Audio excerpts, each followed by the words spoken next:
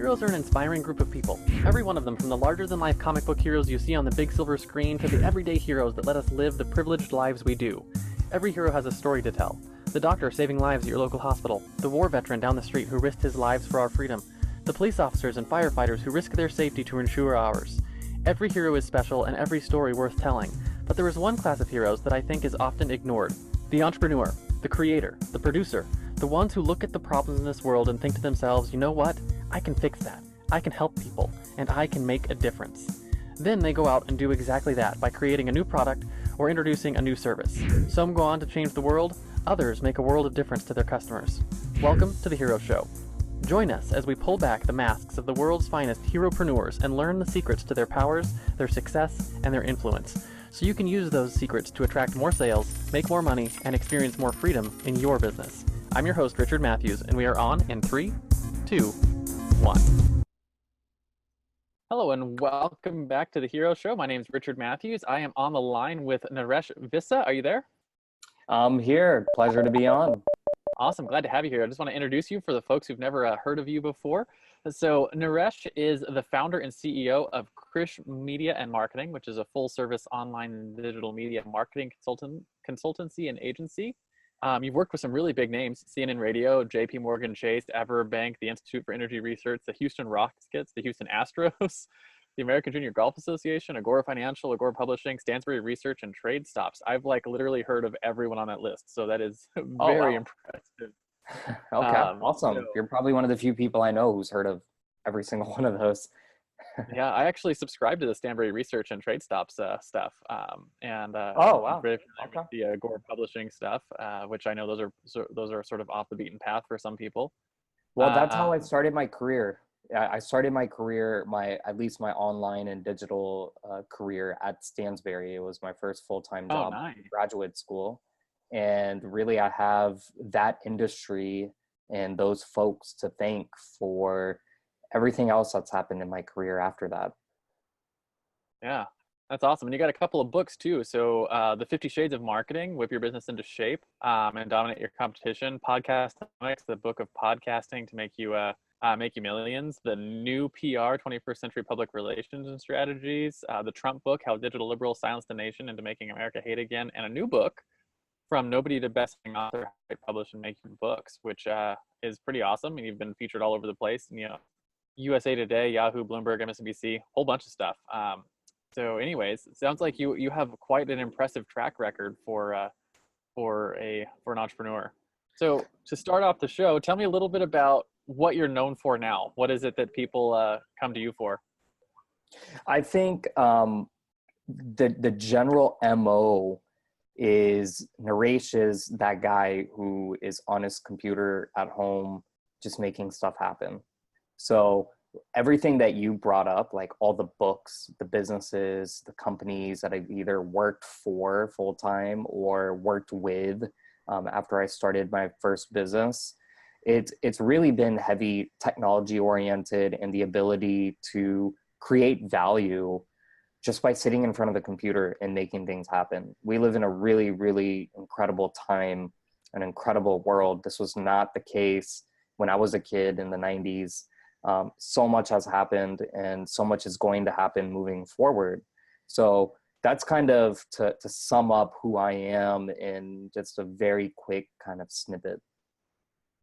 Yeah, absolutely. And it's crazy because the stuff that's happened in the last 10 years, I do the same kind of stuff, right? We work online, and because of that, I travel full time. Like I was telling you before we got on the show, I'm here in a friend's vineyard, and that's where we're staying for the week. And so we travel full time. I travel full time for a couple of years now, and I have clients all over the world, and you can make it happen with an internet connection and a laptop. And I've been experimenting a little bit with making it happen with just an internet connection and a tablet, which is not quite there yet, but yeah, well, this is something that I started doing actually about 11 years ago. 2008 is when I first got started. I was still in school, but I first got started with working in front of a computer from wherever I wanted to. And I should actually take it back to like 2005. That's when the seed was planted, because I was interning at a marketing company. My first internship was at a marketing company, and now I own a marketing company. But my first internship was at this marketing company, and I remember screwing up something, and I had to basically work from home. And that was my first time realizing, like, oh, this is what all those people who my friends know is probably what they're doing. And then in 2008, I actually got a job working for, not work from home, but work from my dorm, work from dorm. So I was working from my dorm room in college. And then now you fast forward to 2019, and like you said, you have tablets, you have Alexa there to help us, you have iPads, you have just so much more technology. It's really improved my ability to hire more than most other things. Hiring and getting paid, which are two incredibly hard parts of business, of doing business and of conducting business. Now those are incredibly easy. I mean, immediate, you get a PayPal payment, or you get a verificate or an authorization for an ACH payment. It's done. Or if you take crypto, you can get immediate funds. And then in the case of hiring, now you have really the online universe that expands globally, the entire world, to where you can hire people to do all sorts of stuff. Hiring. Yeah. I just started hiring earlier this year for like full-time positions, which is not something I had been doing before. And it's amazing that, and like, just the technology allows us to, things like Slack lets us have an online water cooler sort of place where, everyone who works for me or with me in various capacities can all get on and like be part of a company culture. And it's insane. And things like this, we're sitting here on a video conference call, and I don't even know where you're at. Where are you actually? Yeah, I'm in Tampa, Florida. I moved down here from Baltimore, Maryland, which is where I got started. My career, like you said earlier, started at Agora Publishing, Stansberry Research, which are companies that are based in Baltimore.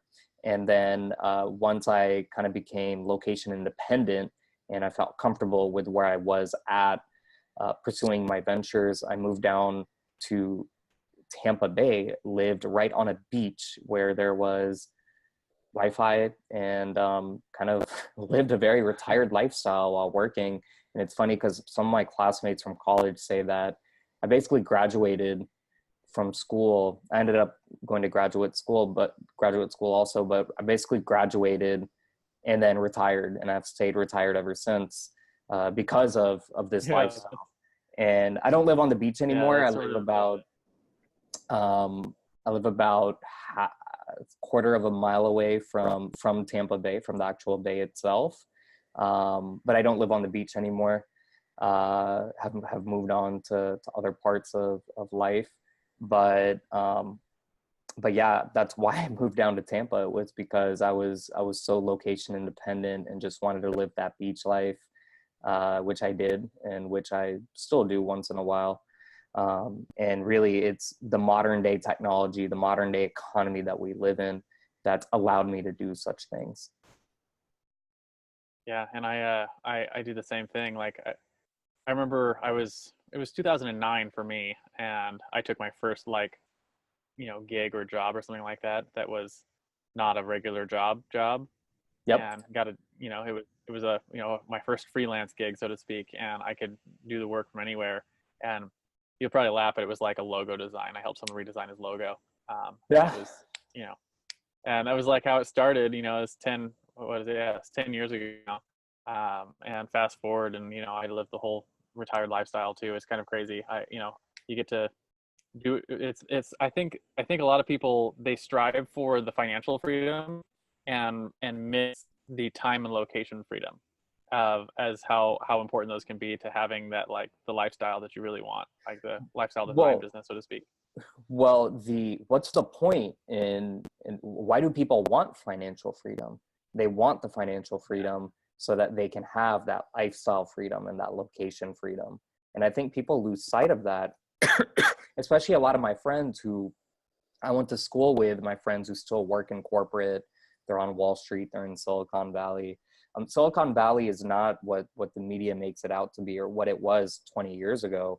It's become incredibly corporatized and very cutthroat. So people think, oh, Silicon Valley is the ideal hub. I want to live that type of lifestyle, but it's really not a free lifestyle by any means.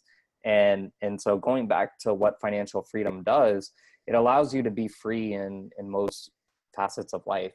And in my case, I love what I do. I love my work. I'm probably never going to give it up. I can't ever see myself retiring because I just, whatever I do in my life, I like doing. But with that being said, the reason why I do what I do is because of the lifestyle. It's because of, like you said, the location, the ability to just pack up all my stuff and move down to Tampa Bay and live on a beach for 4.5 years or 4 years. That's the type of lifestyle that I wanted to have. It was incredibly important to me, the idea of having freedom and control. It's just so important. And I think people who are trying to gain financial independence, they completely lose sight and lose track of that. And when they lose sight of that, they have all these 10-year plans, 20-year plans. And in reality, I mean, you said 10 years ago, or 10 years ago, that's when you started with this lifestyle. A lot happens in 10 years. A lot happens in 5 years. A lot happens in even 2 years. So I have 4 children I didn't have 10 years ago. That's what I mean. So, I mean, now I have a wife who I did not even meet 3 years ago. So yeah, a lot happens. And so you can't, it's almost like an excuse what the corporates say, you know, I have this financial plan where I'm going to become financially free by the time I'm in my mid 40s after putting in 20 plus years of service for this company. And then my 401k is going to look like this, and my retirement's going to look like that, and the stock market's going to be here and this and that. And I'm just saying, why on earth would you want to wait? Yeah. Why would you want to do that for 25 years when you could start today? Yeah, absolutely. So it brings me to the thing what I want to talk about next is your origin story, right? I say every hero has one. It's where you sort of started to realize that you were different, that maybe you had superpowers and maybe you could use them to help other people.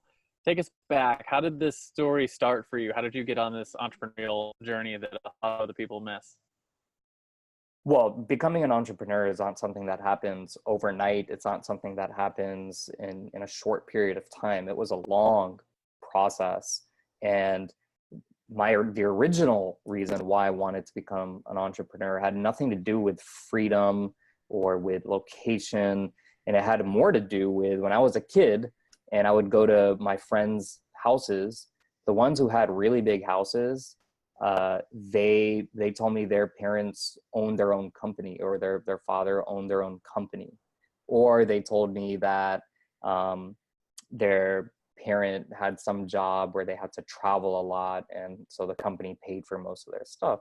So I always thought, oh, okay, what is this? I guess owning a company is the way to go. And I remember even with my father, when he kind of went out on his own and started his company, I remember good things happened to him financially. Like I could see a very clear difference in his lifestyle and in our lifestyle before, when he was an employee and at a large engineering company, and after, when he started his own company. And so I always had this idea, okay, well, I guess if you really want to make it, you need to start your own company. But I didn't really know what that meant. I didn't know what it entailed. And so I took actually in high school, there was a course. It was the only business course that was given that year. And it was based on Donald Trump's Apprentice TV show. So this was about more than 15 years ago. And the course was, again, modeled after his Apprentice TV show. And that was my first introduction into business and entrepreneurship. The tasks, for anyone who's seen The Apprentice, you know how it works. It's a group of people, you're given certain tasks, and you have to follow through on their business tasks, and you have to follow through on those tasks. And so I kind of went through the course, learned a lot about business, about leadership, about finance and financial management, managing people, vision. I mean, that was my first intro into entrepreneurship. And I was like the first person in that class to get fired, per se, apprentice style, because I was just really bad. And that's when I realized, like, man, it's actually, you have to really plan out a lot of stuff and prepare, and you have to manage money, and it's pretty hard. And so anyway, that was my first introduction, and that got me very interested in reading more about business and in finance. So I read Trump's Art of the Deal book, which at the time didn't really understand the applications of it, because I was only probably 15 or 16 years old. And then I was also introduced to the book Rich Dad, Poor Dad by Robert Kiyosaki, which also at the time, it's weird because when I was reading it, I tried reading it, rereading it, trying to understand stuff, because I was never exposed to such terms, like anything about taxes, cash flow. I didn't know what any of that meant. Even revenue, I had a general idea of what revenue was, but I didn't fully understand what it was. And so after I went to undergrad, got some great hands-on experience on the technical side with technology and other hard skills. And then on the business side as well, went to graduate school, worked on Wall Street, and worked in Baltimore, like I said earlier, for a company, saw how Stansberry operated, how Agora Publishing operated as a whole. And then went out on my own, started my own business, then reading Art of the Deal, reading Rich Dad, Poor Dad. Then I started understanding, oh, that's what Kiyosaki meant by those quadrants. That's what he meant by passive income and cash flow and all this stuff. And then it started coming back to me. Even though I didn't reread the books, I was like, wow, like, those are some pretty revolutionary books. And so that's kind of how I got started. It was really back in high school, where I just had the interest and I tried to learn more. And then once I got to school and read more about it, learned more about it, and then I actually went out on my own, and also got the experience on the employment side, that's when I essentially, it's like a light bulb went off, like a switch went off, and I just ran with it. And 6.5 years later, Krish Media Marketing is still in business, and it's helped me fund other businesses as well. Yeah, that's awesome. And I've got a similar story. I was in high school. I was 9 when my dad put Rich Dad, Poor Dad in my hands. And so it was one of the first business books. And it's funny, my son just turned 9, and I put the book in his hands, and he's been reading it, and reading it like audiobook style. So he's been listening to it, and he's listened to it like 6 or 7 times now. And it's funny, like listening to it again, coming back to it, what is this? Oh, a long time, longer than I want to admit, since I was 9. So the coming back to it this many years later, realizing that like how much I didn't understand of the book as a child, but how much of my thinking in business and stuff was defined by some of those early books I read in business. Realized that like a lot of the things that I hold dear and like why I do things the way I do in business go right back to some of the first books that I read. From Rich Dad, Poor Dad to like How I Raised Myself to Success in Selling and a few others. And it's it's a long journey, but you don't really fully appreciate it when you first start it. Well, I'll tell you, my business career, especially in entrepreneurship, it's really, really it got jump started thanks to some of the books that I read. And it's really been able to run and sustain itself largely because of not just books, but like I brought up earlier, we live in an amazing time where we have podcasts like your show, and my company helps manage and run tens of podcasts around the world. And so podcasts have helped me tremendously, listening to the right people, learning from the right people, audiobooks. Like you said, I think your son's listening on Audible to Rich Dad Poor Dad. That wasn't available 30 years ago when the book came out. But now you can, you know, Amazon Alexa, I can just say her name. I don't want to say it because she's going to respond, but I can say her name and tell her to play Rich Dad Poor Dad, and boom, it's being played. So we live in a very different time, and so the books have really helped me a lot. There have been, you know, I can name 5 to 10 of them which affected my mindset, affected the way I've done business, I've conducted business. On the negotiating side, I've already brought up 2 of them, but there are other books on philosophy, on like self-help, not just hard finance or hard business or hard marketing, but other books that have really helped shape kind of my worldview.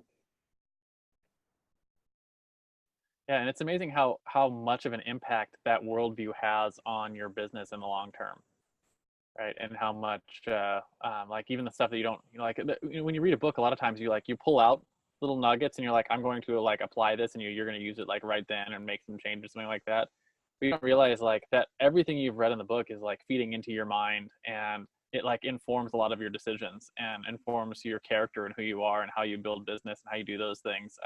And you know, when you make it a habit from, you know, especially like we did from an early age of reading those business books, it like sets up who you are as a business person. Oh yeah, absolutely. It's I'm really thankful, and again, I don't want to confuse the listener and say, look, just go out and buy a bunch of books that I tell you to buy, and you know, this is your secret to success. It's really, I brought up the idea of worldview. It's a worldview. That's just one ingredient to the recipe. And so there's books that have helped me. They're podcasts or audiobooks. They're newsletters, like free newsletters. You said you subscribe to Stansberry stuff, which is paid newsletters. Those have helped a lot, you know, e-letters, newsletters, you name it. You know, there's some videos, YouTube videos, there are online seminars, webinars, conferences, even physical conferences that I've attended that have really, my book, 50 Shades of Marketing, it was one of the major marketing conferences, Ryan Deiss's Traffic and Conversion Summit. That's what kind of led me to really get into marketing, and was the inspiration for my book, 50 Shades of Marketing. So there's a lot of stuff out there that's available to people. And so there's no excuse when people are like, oh, I don't know how to get started. I don't know how to do this. I don't know how to do that. I don't know how to, it's all available. It's at your fingertips, literally. So after all this time and being, you know, you said 15 is about when you started getting into the entrepreneurial mindset. What would you say you have developed as a superpower, right? What is it that you do or build or offer that really helps solve problems for people? The things that you use to slay the world's villains, so to speak. Well, I think the biggest superpower that my company and I have is, and it's really not just my company, but me, because it's been applicable to even like the nonprofit world. I'm very involved in the community and getting involved. And so it's not just for profit and business, but I think it's just the general idea of finding solutions online and digitally. So there are a lot of companies, a lot of people who are scared of technology, who are scared of online and digital. They're scared to make their website, or to even have some kind of online presence. And so I think my superpower has been, look, you need help doing something online or digital, my company has a solution for you, or I have a solution for you. And it's something as simple as getting a website up to more complex, complicated email service provider laws on, you know, acquiring businesses for their email names, or mobile app development, or search engine optimization, or online reputation management, to very bad links that someone might have about them. That's really my biggest superpower. And I realized that because when I started my company, we only offered, well, first off, it was just me. So I only offered probably 3 or 4 services. And then when it was my clients who encouraged me and said, look, I know you can do this X, Y, and Z. You think you can't do it, but I know you'll find a way to do it. And that's when that was kind of the jolt that I needed, the spark that I needed to grow my business and hire people. And like I said, to essentially build that superpower of finding solutions, at least online and digitally. And look, online and digital, it's kind of this virtual world, but it's real life as well. I mean, I'm really behind a computer, pushing keys and making things happen. And at the same time, not only am I doing that, but I brought up like the nonprofit world. We're able to take those principles and those ideas and apply it to the real world as well. Yeah, absolutely. And it's funny you say, you know, pushing keys and doing things. I tell people all the time that, like, they ask me what I do, and I tell them I push the keyboard and I talk on the phone, and you know, that's like the work that I do. I mean, it's more than that, obviously, but like, if you ask my kids what I do, that they'll tell you, you know, what does Daddy do? Daddy plays with his computer. But it's. I mean, I know like grown real, adults. I know grown adults who say the same thing about me. Yeah, but it's real world stuff. I just had the experience just recently. It was a few months ago. One of my clients, we put together a big live event. We had, you know, 200 or 300 people in the room, and I got to bring my son to the event. And you know, there's all these speakers, and there's, you know, several hundred people in the room, and I got to, you know, brought my son to the event and sat in the back of the room, and I was like, this is what Daddy does, right? I help people do this kind of stuff.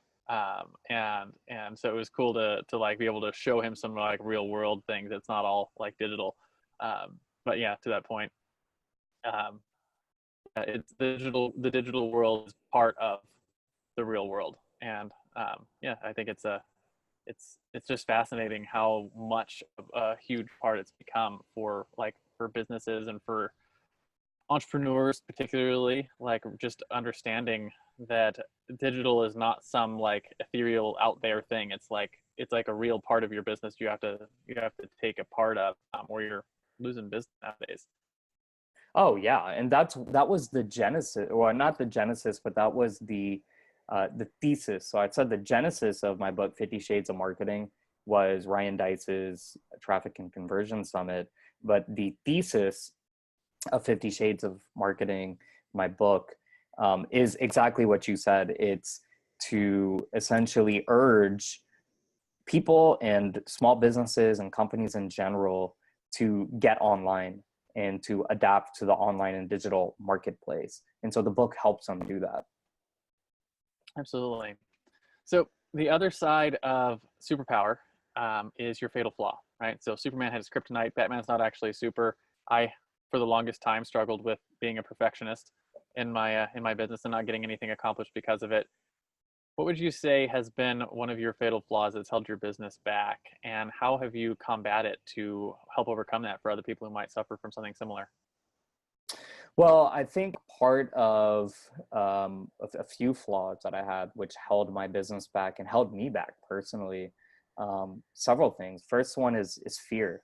And you would think, oh, well, anybody who goes out and starts their own business, they're fearless. Well, there are different degrees of fear. So, you know, it takes a certain degree of fear to just go out and start a business, but then it takes another degree of fear to want to go out and promote the business and grow the business. And so I had a pretty high degree of fear when it came to expanding my business, promoting my business, largely because it's not that I didn't like money. It's just, I was afraid of failing. I was afraid of what other people would think. I was afraid of just a lot of it. I mean, we all go through some kind of stage, or we all have our fears. And so something that I learned was, look, you just, especially where I was in my life, it's like, look, the worst case scenario is you have to go back and get a full-time job. Big deal. You know, if all goes wrong, then just go back, get a full-time job and go back to the 9 to 5 and steady paycheck. And what's so bad about that? People die for such a job like that. So Fear definitely is something that held my business back. But once I got the Yeah. confidence, once I got the confidence and understood that really the growth of my business was somewhat limitless, then it was really a mindset change, and that changed kind of the trajectory of my business. So yeah, I would probably say fear was part of my kryptonite. But even now, I brought up some of the personal stuff. Look, like when you're a business owner, you live in your own kind of business owner entrepreneurial world. And so in my case, the companies that I'm dealing with, the people who I'm dealing with, these are very accomplished individuals who are essentially like-minded. They went through similar journeys that I went through. They have similar interests. They read the same books, listen to the same podcasts. And it's easy to think that the world is like that, but then you go out into the regular world and you're living everyday life, and you kind of feel like an oddball, because the average person, the average employee, that's not the life that they're living in. And like I said, the people who I'm interacting with are not the middle managers, the lower managers. These are the CEOs, COOs, directors, senior directors, who are doing the same things that I do. And to kind of understand, like, whoa, to come back to reality, it's the rest of the world is not like this at all.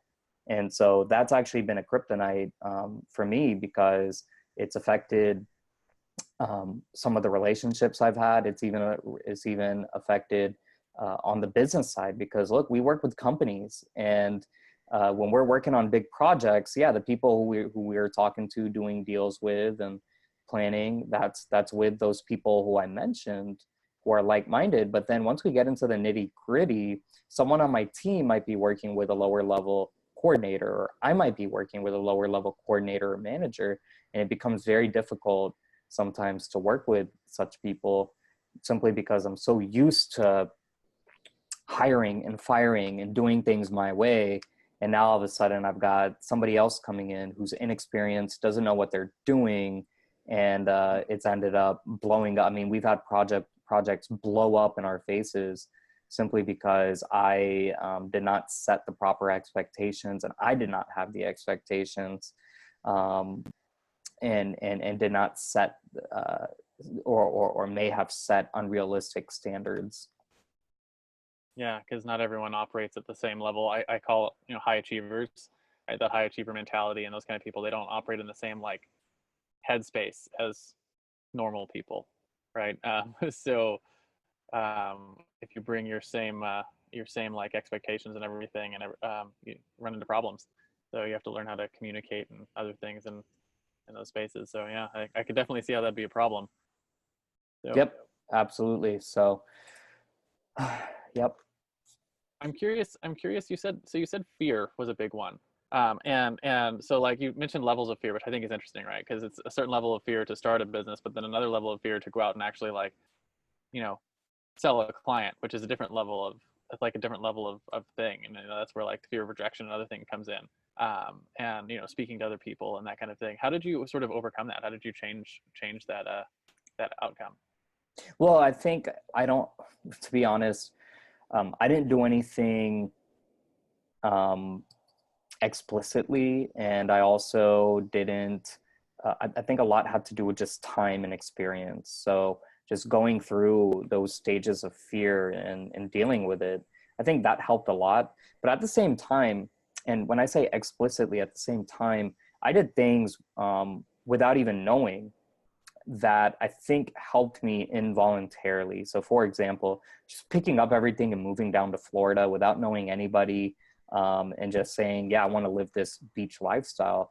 I mean, your average person is afraid to do such a thing, because it's like, well, I'm going to be leaving a lot of my friends and family and colleagues, and I'm not going to know anybody there. And what am I going to do there? How am I going to build a life? It can be a very kind of scary, fearful thing. And so doing things like that, which to me, Risk tolerance. yeah, doing things like that, which to me became kind of a part of of everyday life. Doing things like that, I think, helped me overcome some of these bigger fears that I had. Yeah, absolutely. And I know, I call that building the parachute on the way down. Um, is sort of what I figure is my mental picture for the kind of people who, like you or myself, will make a big decision and then go and do it and then figure out all the details afterwards, Mm-hmm. right? And like I said, it helps build your risk tolerance for things. So then things like going into a sales meeting or talking to a CEO of a company, like all the details on something like that seem very small by comparison to like I I'm mean, gonna they're do something. almost mundane. I know so many Yeah, people who are spending days and weeks preparing for interviews and for exams, and even like a podcast interview. I'm sure you've had guests before who ask you every question that you're going to ask, and they rehearse and they prepare and they do all this stuff. And to me, it's just, oh, okay, this is on my calendar, so I guess this is something I have to do. But getting in front of people and speaking, and like you said, going and meeting with a CEO, and it's just kind of like a part of daily life for us, largely because yeah, we've gotten rid of those initial fears.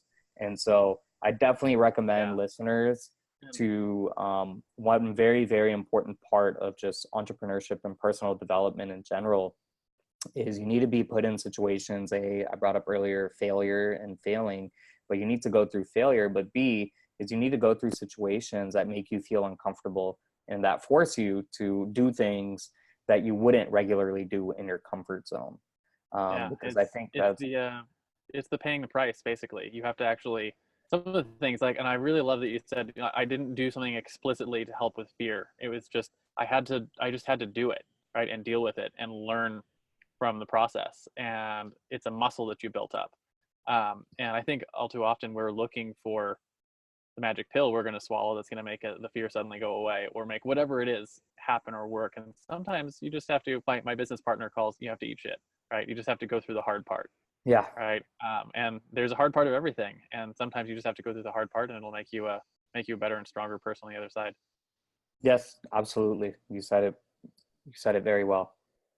So I'm going to talk a little bit about your common enemy. So common enemy is, I think of it like this. If you could, every time you bring in a client, if you could just, before they even got started with you, just remove one thing from their life or from their mindset that holds them back and holds you back from being able to provide the highest level of service to them, what would that thing be that you would just go in and take out?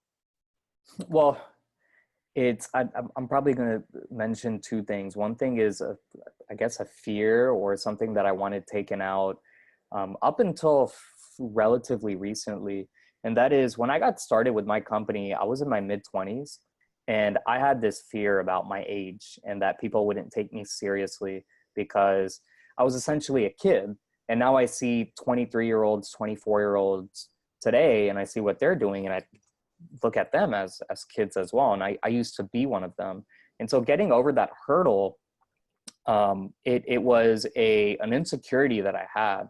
And so the easy solution was, oh, well, just don't talk about my age or just lie about it if somebody brings it up. So that was something where early on I had to Micro basically, mustache. I had a little bit of a beard. I mean, I did all sorts of things. I grew out my hair, had this beard. I mean, you name it. And the point that I'm making here is that it is a real issue, because when you're working with other companies, and let's say like we have a client right now, and they're pretty big company, pretty big small business with over 150 employees, and I would say at least 80% of its workforce are older than, even at my current age, which I'm in my early 30s, but at least 80% are older than me.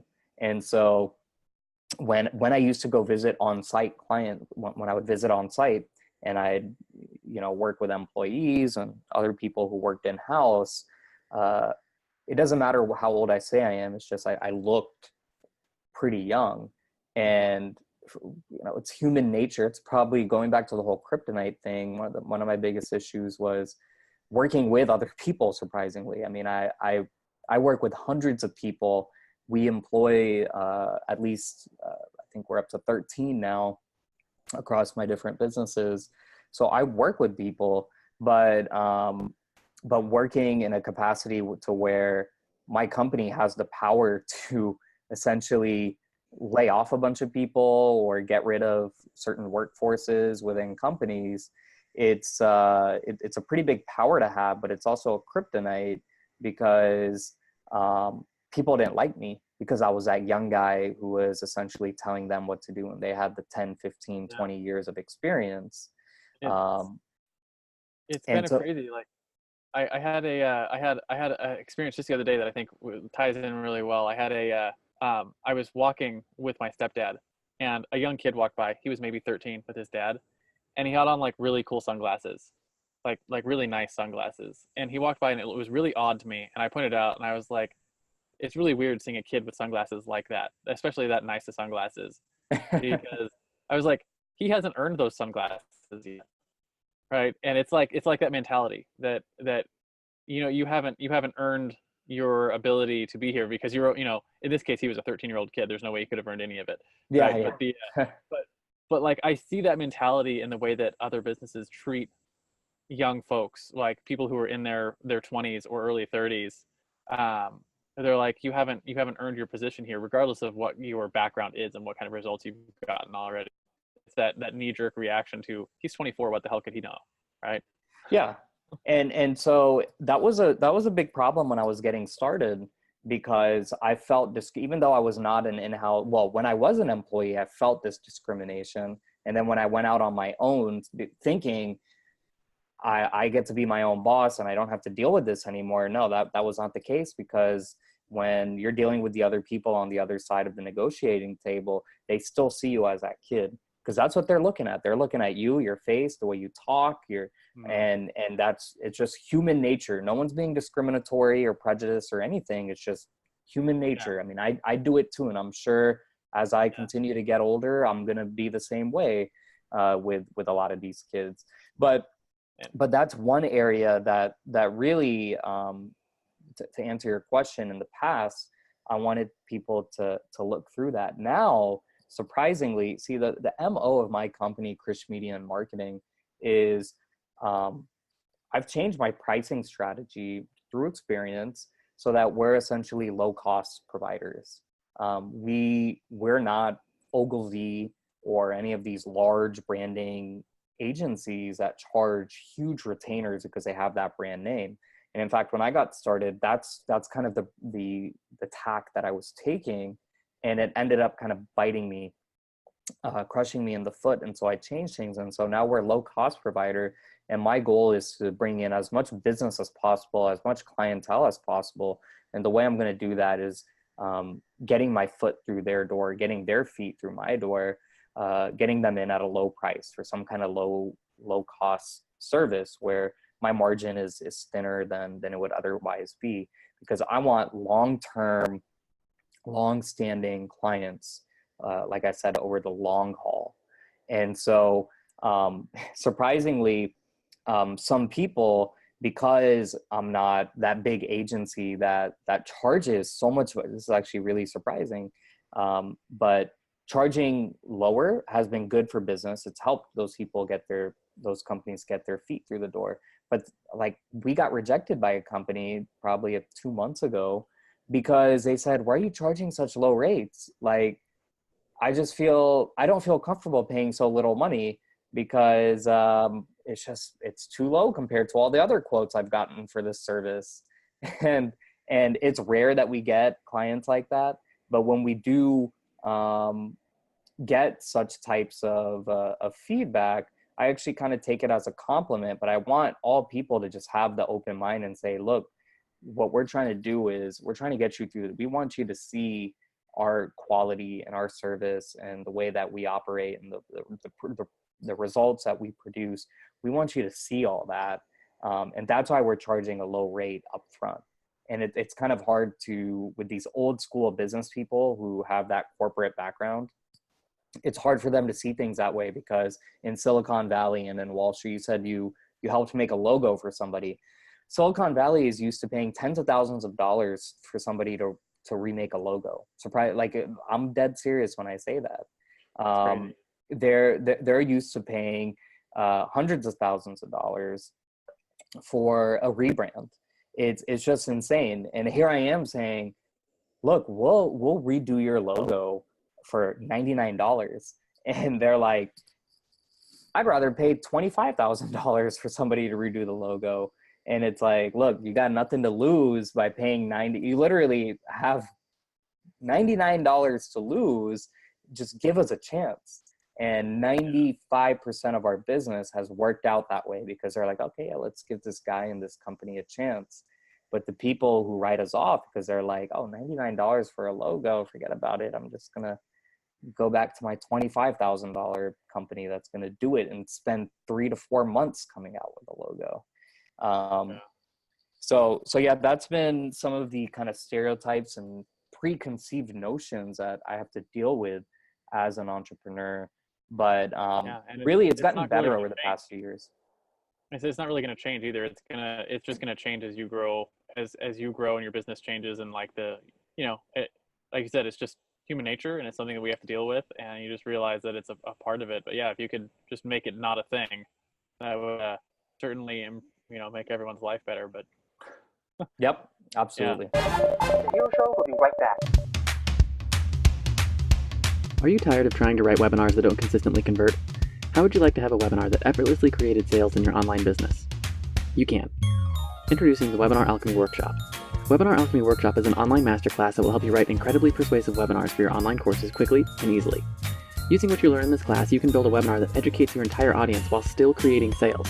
For a limited time, you can purchase this masterclass for only $7, and you'll get the exact framework I've personally used to help my clients sell more than $1 million worth of online coaching and training just over the last year. Simply text the word alchemy, ALCHEMY, to 444999, and I'll send you all the details. The music is by Purple Planet Music. Visit www.purple-planet.com. And now, back to the show. So, let's talk about your driving force for a minute, right? So, Spider-Man fights to save New York, Batman fights to save Gotham, Google fights to categorize all the world's information. What is it that you guys fight for? What's your mission? Well, our mission is to provide online and digital solutions for businesses. And so, like I said earlier, this is a superpower. What we're able to do, especially, I see it in my industry, but then like the nonprofit work that I do, I get the feedback like, wow, man, like you really have that superpower to make this happen, make that happen, make this look nice. But as far as fighting goes, look, at the end of the day, I'm a business. I like what I do. I'm for profit. I do this to make my living and to pay for my lifestyle and my house and food and other things. So I wouldn't say that I'm really fighting per se, fighting for anything. I'm very passionate about certain business topics, like when it comes to like taxes, like general corporate taxes, and I've always been pro-business in general when it comes to the political side of things. But, business is business, and I always try to keep business separate from my personal, from like I mentioned, community stuff. It's just kind of something that I love doing, and I just happen to get paid for it at the same time. Yeah, makes a lot of sense. Let's bring in some of that controversy a little bit, just for shits and giggles. Your Trump book, How Digital Liberals Silenced the Nation into Making America Hate Again. What's that book about? Well, it's really about two things. So the book, the premise of the book is essentially the role that the online and digital marketplace, or online and digital platforms played in President Trump being elected in 2016. And so the book is, my background, one of my degrees was in journalism undergrad, and I got great experience working at CNN Radio, Clear Channel, and a few other kind of smaller radio stations and newspapers. And so the book is very well researched in kind of supporting the idea that Trump got lucky. He did come out of nowhere, but he got lucky, or that the election was rigged, or Russia did something, and all this crazy stuff. Well, if you just look at the online and digital data, Trump had this in the bag.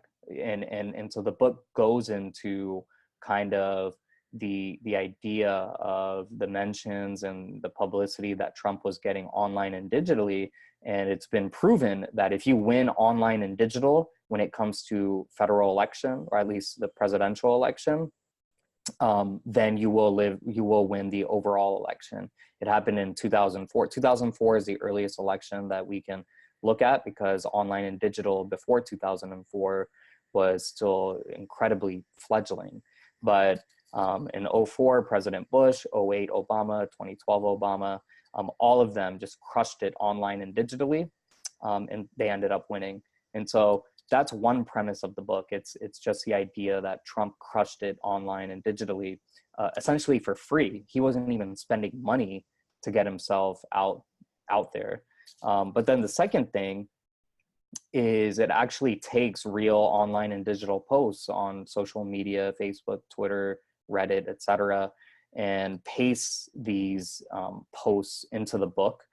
These are like kind of outrageous, crazy posts that you see digital liberals posting, and it pastes them into the book and responds to them as well, because really it was Trump's greatest detractors on the online and digital side, which helped him get elected. There's this, Newton's third law, which is equal but opposite reaction. That's essentially what we see in politics as well. And so the book kind of provides data and support on the 2016 election and how Trump got elected. And it makes a prediction that he's going to get reelected again in 2020, unless the online and digital landscape for his brand changes, which as of right now, I don't see that it has changed. Yeah, that's really interesting. Fascinating to see how this whole world we've been talking about for business is affecting politics and affecting policy and affecting like how we communicate. And I think one of the things that's really interesting is Trump is one of the first presidents that has used the online media as a direct connect to the people, right? Where for the longest time, our democracy was set up as a representative democracy because communication was far and delayed. And nowadays, the president of the United States can speak directly to the people in the blink of an eye, right? Which, whether or not that's a good thing is up for debate. And, there's a lot of people that don't like Trump's thumb on the Twitter button or whatever. But the reality is like that's what's happening, right? We have a direct connection, and it's not just Trump either. Like if you look at the Congress elections that happened over this last November, and the people who won and what was going on, and it's how well people are able to communicate directly with people who are winning and what's going on, and being able to participate in the conversation in a way that's never really happened before. So it's definitely fascinating to be seeing. Well, I'll say this, Trump actually was not the first one to directly communicate using online and digital, at least on the presidential side. In 2008, Obama was, it was just kind of assumed even in 2008 that Hillary Clinton was going to be the nominee on the Democratic side and that she was going to become the next president, because no one really knew who Obama was. He was young, he was a junior senator, he didn't have much of a brand name, but his use of a little bit of social media, which was just coming up, so like Facebook, and then also of YouTube, mixed with email marketing, and the book goes into all this stuff, but email marketing, that was a pretty kind of breakthrough, revolutionary innovation that Hillary Clinton just didn't do. And that's how he connected, like you've been saying, he connected with not just his people and his followers, but with the world as a whole. Well, in 2016, Trump took it to the next level with Twitter and with big data and the people who he hired on his big data teams. And again, the book goes into all of this. Pretty remarkable what he did to gain the competitive advantages that he was able to gain. which again, same opponent, Hillary Clinton, she didn't do any of this stuff, none of it. And so politics is, most politicians will tell you, politics is a business in and of itself, and you need to hire those big data scientists and, use every measure that you can to your advantage. And that's what he did, because he's a businessman and he's not going to waste his time, his billions of dollars getting into politics for no reason. He's in it to win it. And most people who are billionaires, if they do such a thing, they've got a lot going on. So they're in it to win it. So again, the book goes into all those kind of details. And Obama, again, like I mentioned earlier, did a great job of utilizing email marketing. And in fact, reading some of the case studies on what he did with email, actually, I applied some of those to email marketing with my own businesses and with clients' businesses, and I saw just tremendous results. So you can apply, like you said, so many principles in marketing and public relations to the nonprofit kind of public service side, which is politics, and still have very effective results. Yeah, absolutely. So I move on a little bit here from politics and talk about your personal heroes. Right. So, Frodo had Gandalf, Luke had Obi-Wan, Robert Kiyosaki had his rich dad. Who were some of your heroes? Were they real life mentors? Were they speakers or authors? I mean, we talked a little bit about authors already. Were they peers who were just a few years ahead of you? And how important were they to what you've accomplished so far in your business?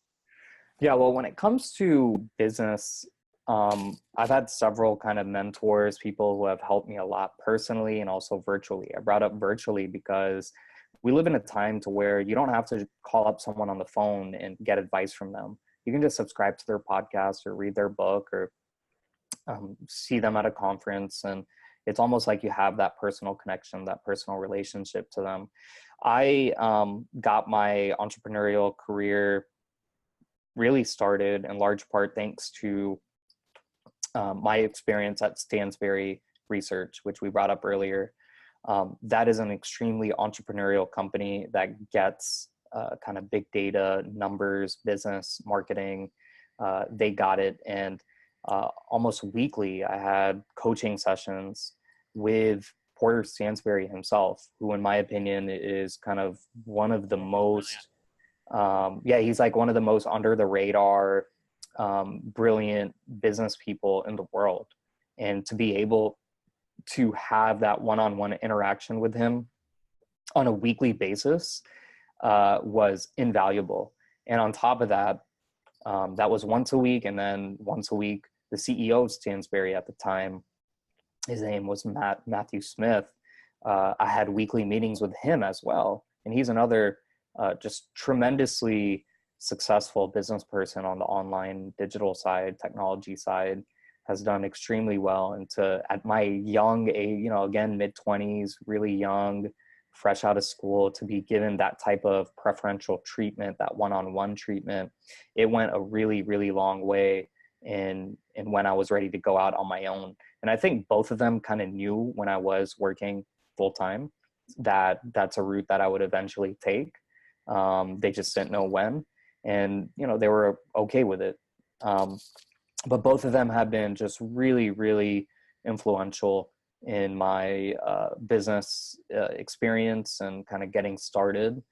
But then there are other guys who I know personally, like James Altucher. I'm sure you're familiar with him, but he's somebody who I've known personally for the last probably 12 years. Just went back when he was with TheStreet.com.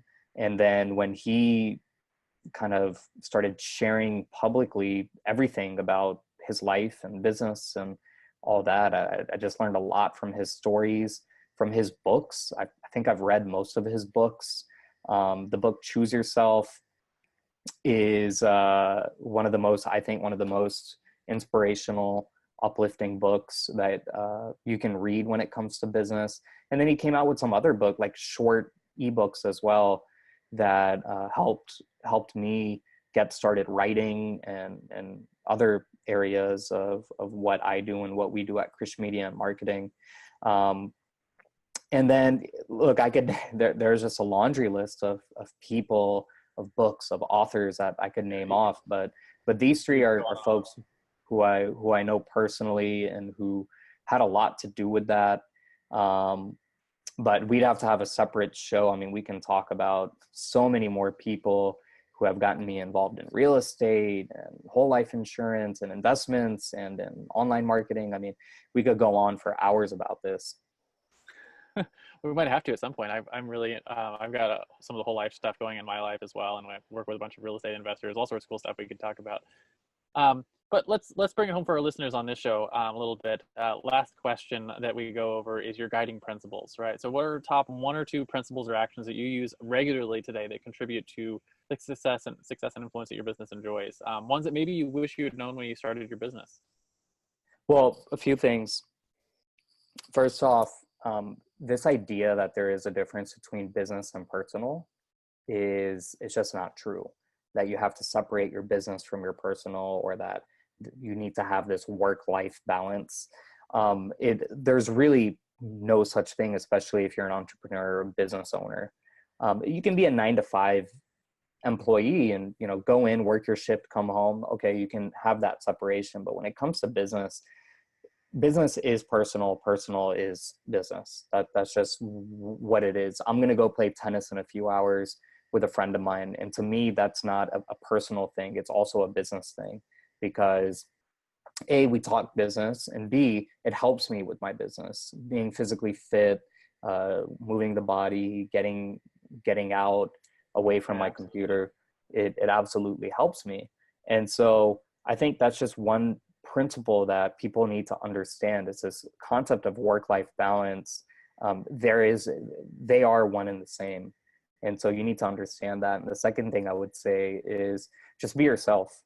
And this is a huge deal, both personally and professionally, because there's so many times, I'm sure listeners listening have gone through experiences where, like, they're at a mall and some person at the mall comes up to them trying to get them to sign up for a credit card or sign up for something. And a lot of these times you almost feel like the person coming up to you, they're being too nice, too genuine. It's like too good to be true. And they're essentially losing some credibility because of how they're acting.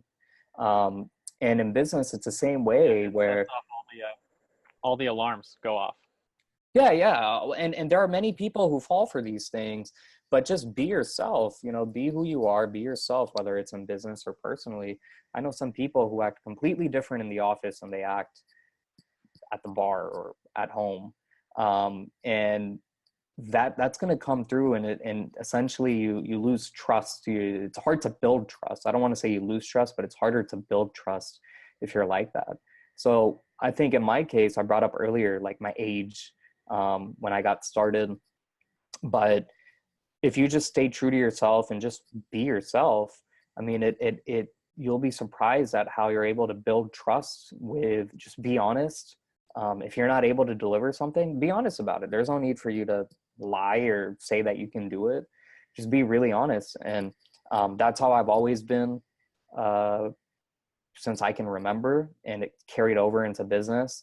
And just being honest and forthright and upfront with people goes way farther than over promising and under delivering.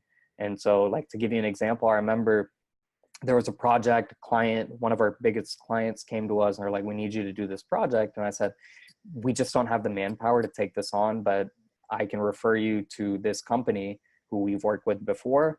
I think they would be a better fit.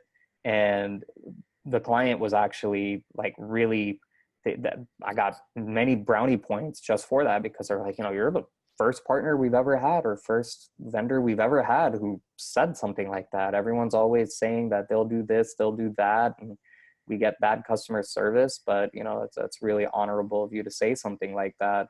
And look, just be honest, because if you have it's a philosophy at the end of the day, it's going to come back. Like, it's going to, this law of karma, which I believe in, it's going to come back and be to your benefit.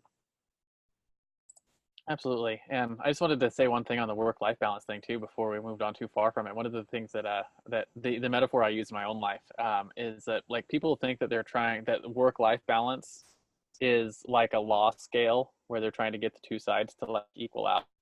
And I, like you, I don't think that's a reality, right? That's not what you're trying to do. And I sort of figure your work-life balance is more like a rubber band, and you're working, your life is part of your work is part of your life, right? So Yes. you're just integrating into the life, and sometimes you're going to stretch that rubber band really far, right? Which is because you're going to be working your ass off on something. You're going to be trying really hard to accomplish something, or building a team, or doing something. Like anything that's worth doing requires a lot of effort. So you're going to go through those times where you've got the rubber band stretched really far. And then you have the release. And when you release the rubber band, that's when you have a lot of forward momentum in your business. But it goes back to a resting state, right? That's when you have, so like the real balance is the idea that you're going from times where you're working really hard to times when you're not, when you're actually sitting on the beach and enjoying yourself, or playing golf with your friends, things like that. So like the real balance is knowing how to work and how to stretch the rubber band and how to let the rubber band relax, right? And that's really what that's the metaphor I use in my own head to think about work-life balance. Yeah, no, I think that sounds really good. Yeah. So last thing we do on every show, it's not really a question, it's what I call the hero challenge. So the hero challenge, this is going to be interesting for you because you have a lot of interesting people that you've worked with. Is do you have someone in your network that you could recommend to the show who has a really cool, specifically an entrepreneurial journey that we could talk about on the show? Who are they, and why do you think they should come on the show and share their story? Oh, well, there are so many people I could recommend, also because one of the services we offer is podcast production, and we have like a booking agency, and we book thousands of guests for conferences, webinars, podcasts, you name it. We have an online PR division, and so I could try to plug my own clients who would be good. But a lot of the people who I think would be good, if they just don't do that many interviews, they just don't talk to that many people. So that would be a little harder. But do you want like a big name, or do you want... I'm just looking for someone who you think has a cool story, right? That you think it'd be cool to come on and share their story. Whether or not they even would say yes is irrelevant. We'll reach out to them and see if they want to come onto the show. But who do you think has a cool story, and do you think they should come share it?